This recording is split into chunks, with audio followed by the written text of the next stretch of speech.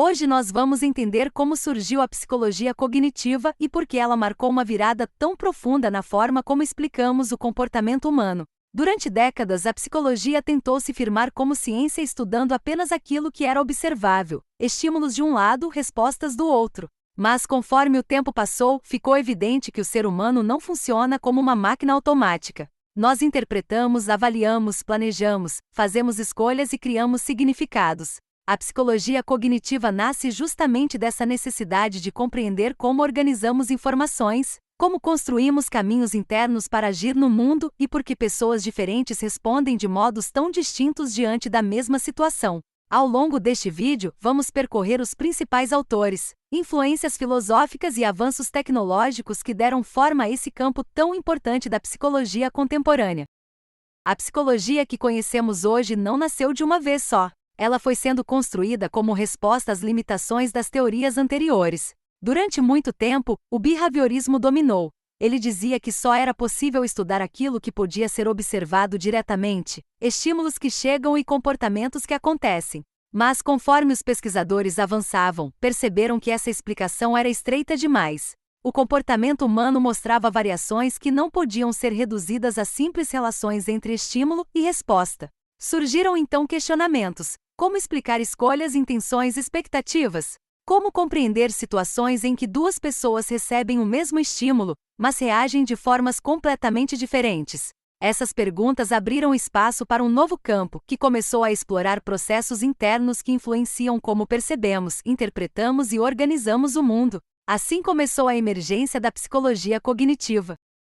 Um dos grandes nomes dessa transição foi Edward Thoman. Ele percebeu que o comportamento não era simplesmente uma cadeia automática de SR. Ele propôs que entre o que recebemos do ambiente e o que fazemos, existe algo que organiza nossas ações. Para explicar isso, formulou a ideia das variáveis intervenientes, elementos internos que ajudam a prever por que um mesmo estímulo pode gerar respostas diferentes dependendo da história, das expectativas e das percepções do indivíduo. Thoman também introduziu a noção de mapas cognitivos, sugerindo que seres humanos e animais constroem representações internas do ambiente para navegar no mundo. Assim, não respondemos de maneira cega, mas guiados por propósitos e interpretações. Essa visão rompeu com a rigidez behaviorista e abriu terreno para estudar processos internos de forma científica. Outro crítico do behaviorismo clássico foi Carl Lashley. Ele observou que o comportamento não poderia ser explicado apenas por associações externas. Lashley investigou o cérebro e mostrou que ele não funciona como um receptor passivo, mas como um sistema organizado que coordena ações complexas. A partir da neuroanatomia, demonstrou que processos internos têm estrutura e dinâmica próprias, não sendo mera reação automática ao ambiente. Suas pesquisas influenciaram fortemente a psicobiologia e ajudaram a mostrar que o estudo do comportamento só faria sentido quando integrado ao estudo do funcionamento neural. Esse diálogo entre psicologia e biologia abriu caminho para abordagens mais amplas, que buscavam entender como organizamos informações, planejamos ações e criamos estratégias para lidar com o mundo. Lashley é um elo central entre o behaviorismo e a ascensão definitiva da psicologia cognitiva. A virada cognitiva ganhou força quando Noam Chomsky criticou a explicação behaviorista da linguagem proposta por Skinner. Para o behaviorismo radical, a linguagem seria aprendida por reforço. Repetimos aquilo que traz consequência positiva. Chomsky mostrou que essa explicação não dava conta da complexidade da linguagem humana. Ele defendeu que os seres humanos possuem um dispositivo inato de aquisição da linguagem, algo estrutural, que organiza a forma como aprendemos a falar. A rápida aprendizagem linguística por crianças, a capacidade de criar frases inéditas e a compreensão de regras que nunca foram ensinadas explicitamente reforçam essa ideia. Assim, Chomsky demonstrou que processos internos têm estrutura própria e não podem ser reduzidos a simples associações. Essa crítica foi decisiva para consolidar o movimento cognitivista. A psicologia cognitiva não surgiu apenas por debates internos da psicologia. Ela também nasceu porque o mundo estava mudando. Nos anos 1950 e 1960, o avanço das telecomunicações e dos computadores abriu novas formas de pensar o funcionamento humano. Até então, não existia uma linguagem científica capaz de explicar como organizamos informações, como fazemos escolhas ou como criamos estratégias para resolver problemas. Quando os computadores apareceram, eles trouxeram uma metáfora poderosa. O ser humano também recebe dados, organiza, transforma, guarda e utiliza informações. É claro que não somos máquinas, mas essa comparação permitiu criar modelos teóricos que tornaram possível estudar processos internos de forma mais objetiva. A tecnologia ofereceu ferramentas e novos conceitos, e a psicologia aproveitou essa oportunidade para desenvolver um campo totalmente renovado, mais próximo das ciências formais e da interdisciplinaridade. A psicologia cognitiva não nasce apenas da ciência moderna, ela também bebe de fontes filosóficas muito antigas. Uma das mais importantes está em Platão. Para ele, aquilo que percebemos pelos sentidos é apenas uma parte do real. O que realmente importa são as formas abstratas, ideias profundas e estáveis que organizam nossa compreensão do mundo. Platão defendia que chegamos ao conhecimento não apenas pela observação, mas principalmente pela capacidade de analisar, comparar e criar explicações lógicas. Essa postura racionalista influenciou fortemente a psicologia cognitiva, porque abriu espaço para considerar que compreender o comportamento humano exige mais do que observar o exterior, exige entender como organizamos conceitos, categorias e significados.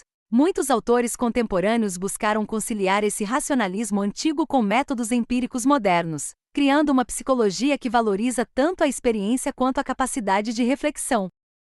Outra influência importante para a psicologia cognitiva foi o estruturalismo. Essa corrente defendia que para compreender qualquer fenômeno humano, é preciso olhar para sua organização interna, não apenas para elementos isolados, mas para como eles se relacionam. O estruturalismo estudava como percebemos padrões, como identificamos formas e como organizamos experiências complexas em estruturas que fazem sentido. Essa visão inspirou a ideia de que o comportamento humano não é apenas uma soma de estímulos, mas um sistema organizado. Assim, perceber, lembrar, interpretar e decidir não são processos aleatórios, seguem regras internas, relações e formas de organização.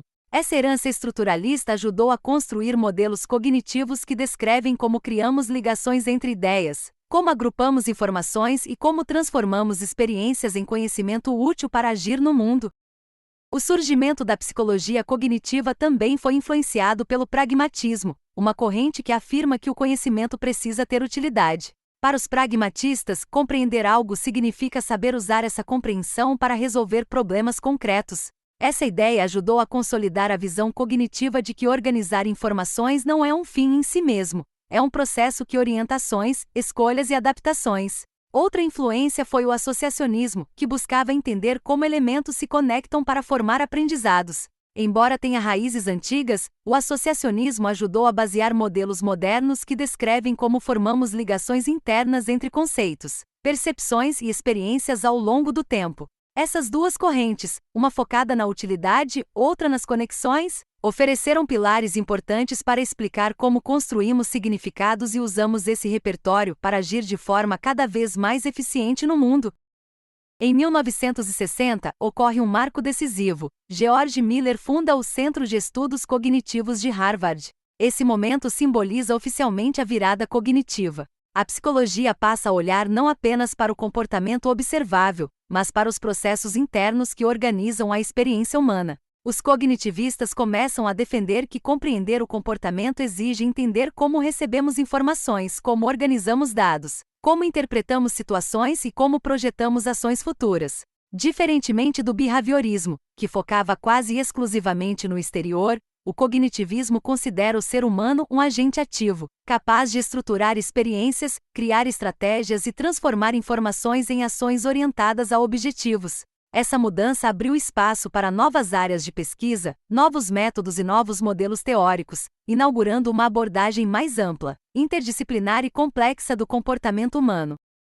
A psicologia cognitiva reforça a ideia de que o ser humano não é passivo diante do ambiente. Pelo contrário, ele seleciona, organiza, interpreta e transforma aquilo que recebe. Essa visão rompe de vez com a noção de que somos apenas resultado de reforços externos. Aqui, o foco está na capacidade de organizar a experiência de modo ativo e criativo. Isso significa que duas pessoas podem vivenciar a mesma situação e chegar a conclusões completamente diferentes, porque cada uma estrutura a informação de maneira própria. Esse processo envolve selecionar o que é relevante, relacionar dados novos com conhecimentos antigos, criar categorias, construir expectativas e antecipar possibilidades. Desse modo, o comportamento deixa de ser visto como simples reação e passa a ser entendido como ação orientada, planejada e interpretada. Essa é uma das bases fundamentais que sustentam toda a psicologia cognitiva. Um dos grandes responsáveis por consolidar a psicologia cognitiva foi Ulrich Neisser. Em 1967, ele apresentou uma definição que se tornou central para toda a área. Para Neisser, cognição envolve todos os processos pelos quais informações são recebidas, transformadas, reduzidas, elaboradas, armazenadas e utilizadas. Essa visão permitiu descrever com precisão como lidamos com o mundo ao redor mesmo quando não há estímulo imediato, como acontece na imaginação ou no planejamento. Sua proposta incorporou diretamente o modelo do processamento de informação, inspirado nos avanços da computação. Assim, passou-se a comparar certos processos humanos com etapas de um sistema que capta dados, organiza, cria representações internas, armazena e recupera quando necessário. Essa definição ajudou a psicologia a explicar fenômenos complexos como interpretação de situações, resolução de problemas e tomada de decisões. Com os avanços tecnológicos, especialmente os computadores digitais, surgiram novas formas de explicar como lidamos com informações. A ideia central desse modelo é que o ser humano funciona como um sistema capaz de receber dados, organizar, transformar, armazenar e recuperar quando necessário. Essa comparação não significa que somos máquinas, mas oferece uma metáfora poderosa para compreender processos internos complexos. No processamento de informação, cada etapa cumpre uma função: captar estímulos, filtrar o que é relevante, organizar em estruturas significativas, guardar para uso futuro e utilizar essas informações para orientar ações. Esse modelo também mostra que não reagimos automaticamente, avaliamos, comparamos e integramos elementos antes de agir. Isso permitiu que a psicologia cognitiva desenvolvesse explicações mais detalhadas sobre atenção, memória, linguagem e tomada de decisão, aproximando a psicologia de áreas como informática, cibernética e ciência dos sistemas. Howard Gardner descreve a ciência cognitiva como uma nova ciência voltada para explicar como organizamos informações e produzimos conhecimento. Para ele, esse movimento surge como uma crítica direta ao behaviorismo, principalmente porque resgata o estudo dos processos internos usando métodos científicos. Nesse contexto, o computador se torna uma metáfora e também uma ferramenta metodológica. Ele permite simular etapas de resolução de problemas, testar modelos teóricos e comparar resultados com o comportamento humano.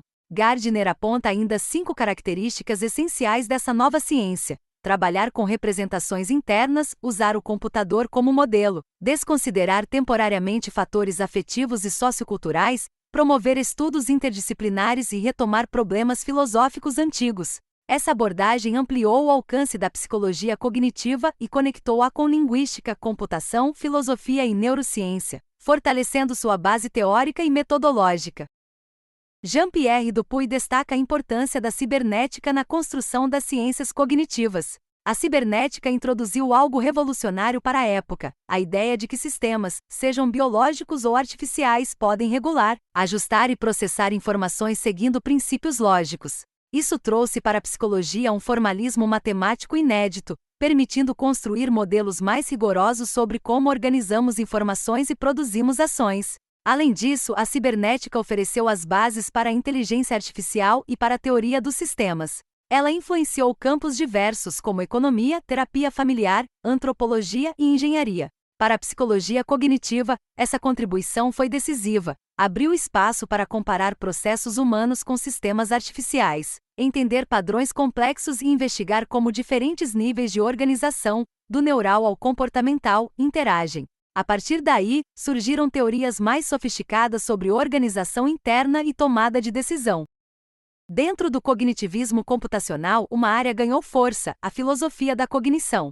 Ela parte da ideia de que conhecer o mundo envolve criar representações internas, símbolos que funcionam como códigos capazes de descrever aspectos da realidade. Esses símbolos não são apenas sinais físicos, possuem significado e seguem regras lógicas que organizam como usamos informações. Nesse modelo, compreender algo significa representar esse algo e operar sobre essa representação por meio de regras. Assim, conhecer seria manipular símbolos de forma organizada e coerente.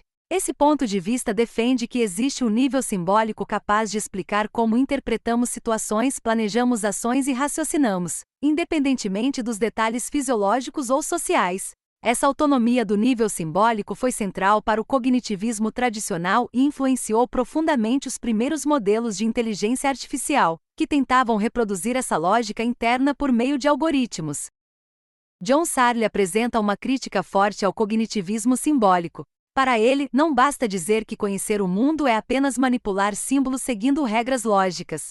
Searle argumenta que processos internos têm propriedades qualitativas que não podem ser reduzidas a simples sintaxe. Ele usa o conceito de emergência para explicar isso. Certas propriedades só aparecem quando componentes mais simples se organizam de forma complexa. No caso humano, processos internos não são substâncias separadas do cérebro, são uma propriedade emergente dele. Ou seja, surgem a partir da atividade dos neurônios, mas apresentam características próprias, como subjetividade, interpretação e experiência, que não podem ser explicadas apenas pela lógica formal. Searle mostra que máquinas podem seguir regras, mas isso não garante que compreendam significados.